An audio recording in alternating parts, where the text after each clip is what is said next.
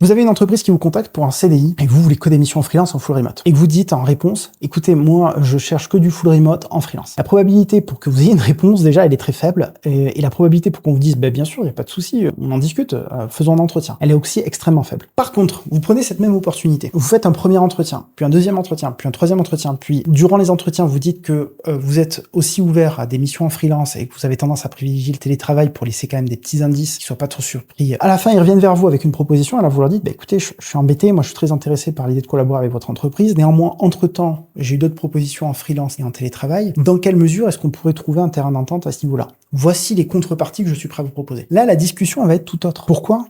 Parce qu'ils ont déjà passé plein de temps avec vous en phase d'entretien. Alors effectivement, peut-être qu'ils vont vous en vouloir, peut-être qu'ils vont râler un petit peu. Je vous dis pas qu'ils vont vous accueillir les bras ouverts lorsque vous allez dire ça. Néanmoins, ils vont considérer votre proposition. Ce qui ne serait pas le cas si vous posiez vos conditions sur la table dès le premier message qu'ils vous ont envoyé sur LinkedIn ou par mail.